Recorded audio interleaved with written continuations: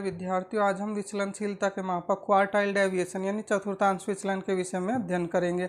इस वीडियो में हम चतुर्थांश विचलन की डेफिनेशन पढ़ेंगे, उसका फॉर्मूला पढ़ेंगे और अनग्रुप डेटा से उसे कैसे कैलकुलेट करते हैं ये सीखेंगे। कोफिशिएंट ऑफ क्वार्टाइल डेविएशन भी सीखेंगे। तो शुरू करते हैं। क्वार्टाइल डेविएशन यानी चतुर्थांश विचलन।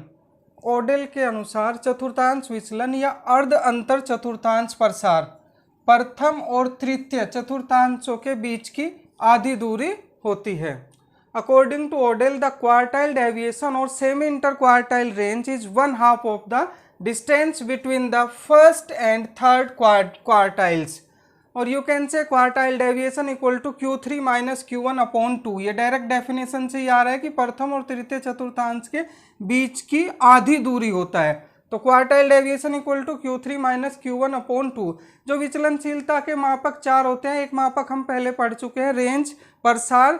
उसमें क्या था, उसमें स्टार्टिंग मिनिमम और मैक्सिमम वैल्यू ली जाती थी। तो उसकी कमी ये थी कि बीच की वैल्यू को महत्व नहीं दिया जाता था। अब उस कमी को क्वार्टाइल डेविएशन ने पूरा किया। क्वार्टाइल डेविएशन में क्या होता है, इस तरह से समझ सकते हैं कि आपका P0 0 परसेंटाइल है, यहाँ पे P 100 है और ये आपका Q1 Q2 और Q3।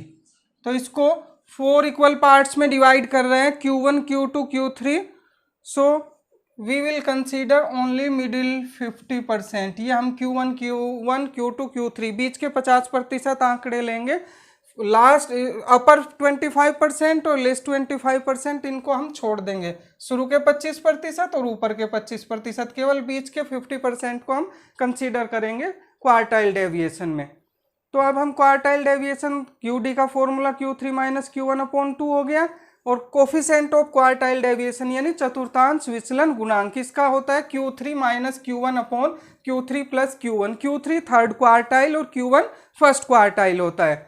अब अनग्रुप डेटा से हम इसे कैसे कैलकुलेट करते हैं, तो Q1 यानी फर्स्ट क्वार्टाइल होता है। Q1 is the size of n+1/4 और यू कैन से Q1 इक्वल टू n+1/4 व मान। ऐसे ही Q2 is the size of 2 in bracket n+1/4 and Q3 is the size of 3 in bracket n+1/4 और you can से Q3 equal to 3 in bracket n+1/4 व मान। अब question लेते हैं। Calculate Q1 Q2 Q3 from the following score. दिए हुए प्राप्तांक से हमें Q1 Q2 Q3 प्रथम चतुर्थांश, द्वितीय चतुर्थांश और तृतीय चतुर्थांश कैलकुलेट करना है। तो इसमें जैसे मीडियन में भी करते हैं कि पहले हम डेटा को अरेंज करते हैं इन इंक्रीजिंग ऑर्डर, आरोही क्रम में, बढ़ते हुए क्रम में। तो वही प्रोसेस यहाँ पे भी है क्वार्टाइल डेविएशन में भी। तो क्वार्टाइल डेविएशन में भी हमने क्या किया, पहले दिए हुए डाटा को arrange the given score in the ascending order. दिए हुए स्कोर्स को हमने आरोही क्रम में लगाया, इनको बढ़ते हुए क्रम में इनको अरेंज किया। तो सबसे छोटी वैल्यू इसमें 18 है, पहले उसको लिखा, फिर 19, देन 20, सेम वे 24, 25 हमने इनको सबको अरेंज कर लिया। अब इसमें क्या होता है, यहाँ पे दूसरा नंबर है इनको काउंट करना। तो यहाँ पे 1 2 3 4 5 6 7 8 9 10 11 एन इक्वल टू 11। तो यहाँ पे टोटल 11 डाटा है। So n equal to 11। Now Q1 equal to n+1/4 item, n equal to 11 plus 1/4 यानी 11 प्लस 1 12 हो जाएगा। 4 से डिवाइड करेंगे, 4 3 जा 12। सो थर्ड आइटम और आप कह सकते हैं तीसरा मान। तो अब जो हमने अरेंज किया है उसमें देखो थर्ड पोजीशन पे कौन सा नंबर है, 1 2 3 20। सो Q1 आपका फर्स्ट जो क्वार्टाइल है 20 हो जाएगा।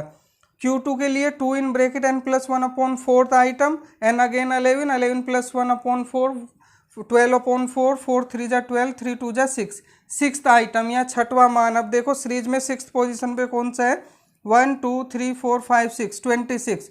तो ये Q2 second quartile. Second quartile क्या होता है, मीडियन भी, मीडियन जो होता है Q2 ही होता है सेकंड क्वार्टाइल। अब Q3 equal to 3n+1/4 item. अभी n अगेन वही 11 है, तो ये 3 × 3 9। नाइन्थ आइटम 9वें नंबर पे देखें कौन सा संख्या आ रहा है, 1 2 3 4 5 6 7 8 9 30।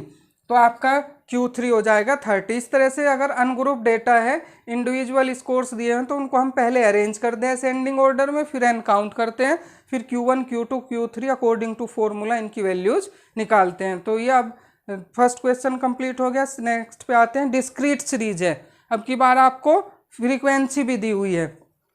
तो निम्न आंकड़ों से Q1, Q2, Q1, Q3 एवं चतुर्थांश विचलन गुणांक ज्ञात करना है। प्राप्तांक दिए हुए हैं 30, 40, 50, 60, 70, 80, 90 और उनकी फ्रीक्वेंसी, छात्रों की संख्या। तो इसको हम क्या करते हैं, पहले हमने प्राप्तांक लिख लिए, फिर छात्रों की संख्या यानी आवृत्ति से फ्रीक्वेंसी हो गई आपको, फिर थर्ड कॉलम बनाते हैं जैसे हम मीडियन में भी बनाते थे, संचयी आवृत्ति यानी कम्युलेटिव फ्रीक्वेंसी का, CF का। अगर यह आपका फ्रीक्वेंसी F है तो ये हो जाएगा CF, कम्युलेटिव फ्रीक्वेंसी। अब ये कम्युलेटिव फ्रीक्वेंसी कैसे निकालते हैं, देखो फर्स्ट फ्रीक्वेंसी तो एज इट इज रहेगी, 4 है तो आपका 4 ही रहेगा। देन 4 + 6 10 हो जाएगा, 10 + 11 21, 21 + 19 40, 40 + 20 60, 60 + 26 86, 86 + 13 99। अब सम ऑफ फ्रीक्वेंसी, बारंबारताओं का योग करेंगे और जो लास्ट वाली CF है बोथ शुड बी सेम। अगर ये दोनों सेम नहीं है तो हमें प्लस करने में कहीं मिस्टेक हुई है। लेकिन अगर डाटा नीचे से ऊपर क्यों इंक्रीज हो रहा है तो जो लास्ट CF आएगी वो ऊपर आएगी, तो फिर वो ऊपर लास्ट CF वाली वैल्यू और sum of frequency and both should be same, ये दोनों सेम होना चाहिए। तो अब हम कैलकुलेट करते हैं Q1, formula same, n+1/4 item, n यहाँ पे यानी सम ऑफ फ्रीक्वेंसी। अगर फ्रीक्वेंसी दी हुई है तो n सम ऑफ फ्रीक्वेंसी होता है, और जहाँ पे फ्रीक्वेंसी नहीं है जैसे फर्स्ट क्वेश्चन में था वहाँ पे n क्या होता है, नंबर ऑफ डेटा, उनको काउंट करके लिखते हैं। लेकिन यहाँ पे फ्रीक्वेंसी दी हुई है इसलिए n सम ऑफ फ्रीक्वेंसी है। तो 99 + 1 100 हो जाएगा, 100 को 4 से डिवाइड करेंगे, 25th आइटम यानी 25वां मान। अब 25वां मान हम किस में देखेंगे, CF में। CF में देखो 4, 10, 21, 25 इसमें जा रहा है, जो 25 है वो 40 वाली CF में जाएगा, और इसके सामने जो x की वैल्यू ने प्राप्तांक है वो 60 है, तो आपका जो Q1 है फर्स्ट क्वार्टाइल 60 हो जाएगा। Q3 के लिए वही फॉर्मूला 3 × n+1/4, वही 100/4, 25, 25 × 3 75 यानी 25वां मान। अब CF में देखेंगे कि 75 किस में जा रहा है, 60 फिर 86, तो 75 इसमें जाएगा, 86 के सामने यहाँ पे जो प्राप्तांक में 80, तो यहाँ पे जो Q3 है वो आपका 80 हो गया, थर्ड क्वार्टाइल 80 आ गया। अब यहाँ पे कोफिशिएंट ऑफ क्वार्टाइल डेविएशन, चतुर्थांश विचलन गुणांक निकालेंगे। ये Q3 - Q1/Q3 + Q1 है, दोनों वैल्यू पुट करेंगे, 80 - 60/80 + 60, 20/140, सिंप्लीफाई करेंगे, 27 × 140, तो 1/7 डिवाइड करेंगे तो 0.1428 समथिंग आएगा, राउंड ऑफ करेंगे तो 0.143 हो जाएगा। अब इसमें चतुर्थांश विचलन निकालना है, क्वार्टाइल डेविएशन, तो हो जाएगा Q3 - Q1/2, Q3 की वैल्यू 80, Q1 20/2, 20/2 10, ये क्वार्टाइल डेविएशन आ गया। तो इस तरह से हमने क्वार्टाइल डेविएशन की डेफिनेशन, अनग्रुप से उसे कैलकुलेट करना और कोफिशिएंट ऑफ क्वार्टाइल निकालना सीखा है अनग्रुप डेटा में। नेक्स्ट वीडियो में हम क्वार्टाइल डेविएशन निकालेंगे ग्रुप डेटा से। Thank you.